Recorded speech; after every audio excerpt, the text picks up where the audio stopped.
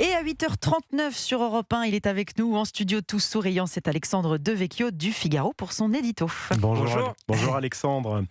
Dites-moi Alexandre, vous avez voulu revenir ce matin sur la manifestation des agriculteurs près du Parlement européen à Bruxelles. C'était jeudi, avant-hier. La manifestation fait écho à la colère des paysans en France, mais aussi à une colère un petit peu plus large dirigée contre les institutions européennes. Oui, cette manifestation a peut-être représenté un tournant.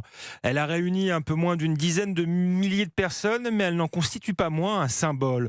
Car si les mobilisations se sont multipliées ces dernières années à travers l'Europe, c'est la première fois qu'on voit un mouvement social converger à l'échelle européenne et viser directement les politiques menées par Bruxelles. Et cela pourrait ne pas être la dernière fois, car au-delà de l'opposition des agriculteurs au Mercosur, cette mobilisation témoigne de l'exaspération des peuples européens contre l'UE. Partout en Europe, sur fond de mondialisation, les classes moyennes et populaires se sentent dépossédées, ce qui explique la montée des partis dits populistes. Ce sentiment de dépossession est triple. Il est à la fois économique, culturel et démocratique. Alors certes, mais face à cette triple dépossession, l'Union européenne n'est-elle pas une protection ? Cela aurait dû être son rôle, en effet, mais elle aggrave au contraire la situation dans tous les domaines. D'abord sur le plan économique, son modèle fondé sur l'ouverture des frontières et le libre-échange expose les travailleurs européens à une concurrence déloyale. Celle-ci est d'autant plus importante que l'ouverture européenne se conjugue avec la multiplication des normes auxquelles les autres pays ne sont pas soumis.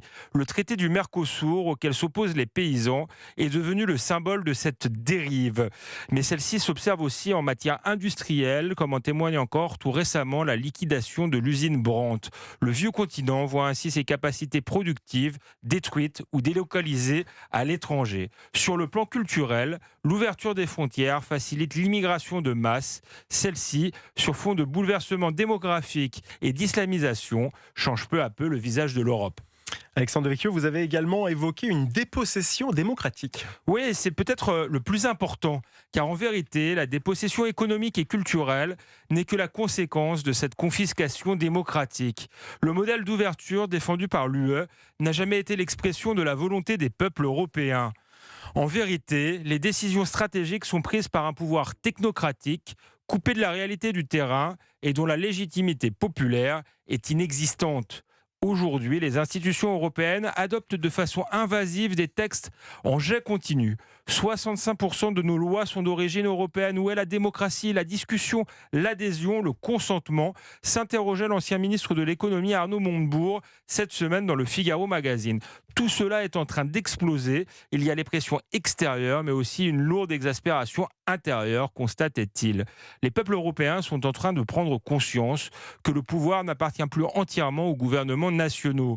Demain, si un mouvement de révolte comparable à celui des Gilets jaunes devait apparaître, celui-ci se situera peut-être à l'échelle européenne et les insurgés ne demanderont plus la démission d'Emmanuel Macron, mais celle d'Ursula von der Leyen. Merci Alexandre Devecchio.